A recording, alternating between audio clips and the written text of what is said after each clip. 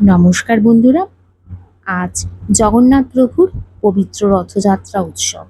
সকলকে জানাই শুভ রথযাত্রার প্রীতি ও শুভেচ্ছা।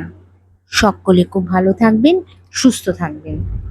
আজ এই শুভ দিনে আমি বানিয়েছি মহাপ্রভুর ৫৬ ভোগের অন্যতম প্রিয় পদ গোটি পাটালা। এটি ওড়িশার একটি অত্যন্ত জনপ্রিয় ঐতিহ্যবাহী নিরামিষ রান্না, যা ভক্তি ভরে ভোগ হিসাবে নিবেদন করা হয় প্রভুকে। আর প্রভুর সব রান্নাই মাটির হাঁড়িতে করা হয়। কিভাবে আজ আমি খুব সহজে এই সুস্বাদু পদটি রান্না করেছি, তাও আবার মাটির হাঁড়িতে। তাহলে ভিডিওটা স্কিপ না করে চলুন আমার সাথে দেখে নেওয়া যাক কিভাবে ধাপে ধাপে আমি এই রান্নাটা করেছি। আর যদি ভালো লাগে তাহলে ভিডিও শেষে একটা ছোট্ট লাইক আর কমেন্ট করতে ভুলবেন না। আপনাদের ভালোবাসা আর আশীর্বাদ নিয়ে আমি এইভাবেই এগিয়ে যাব। তো চলুন দেখে নেওয়া যাক। প্রথমে আমি কিছু পটল নিয়ে নিয়েছিলাম। একটু বড় সাইজের পটল নিলে ভালো হয়।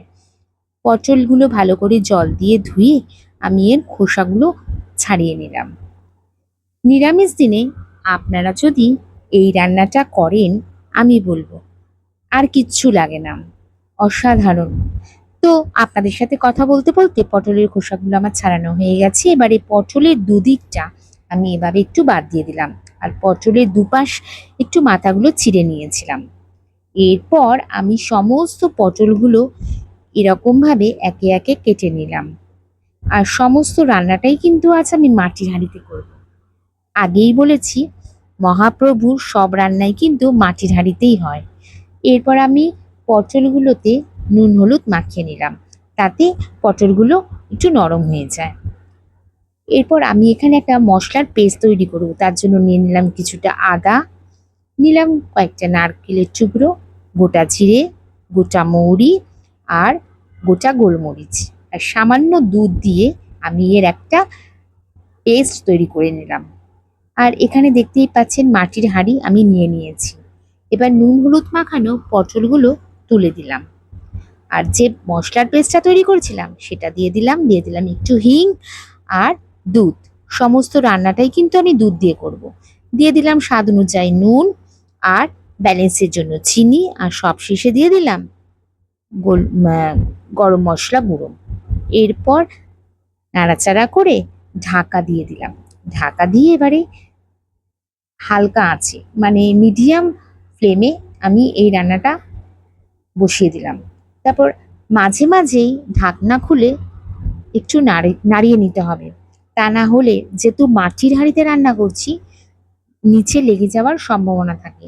আর গ্যাসের ফ্লেমটা আমি একদম লোতে রেখেছিলাম। বারবার করে এরকম নাড়িয়ে নাড়িয়ে দেখতে দেখতে মানে ২-৩ বার এরকম ঢাকনা খুলে আর রান্নাটা করে নিয়েছিলাম। এখানে আমার কিন্তু গোটি পাটালা রান্নাটা কমপ্লিট। আর সবশেষে ঘি দিয়ে দিলাম।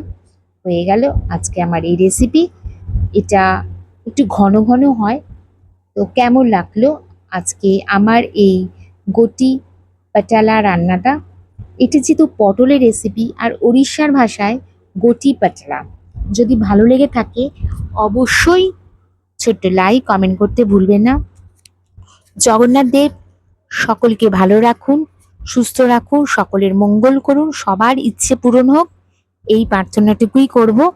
আর আজকের রেসিপি যদি ভালো লেগে থাকে তাহলে ছোট্ট ভালোবাসা দিয়ে পাশে থাকবেন, মানে লাইক কমেন্ট করে পাশে থাকবেন।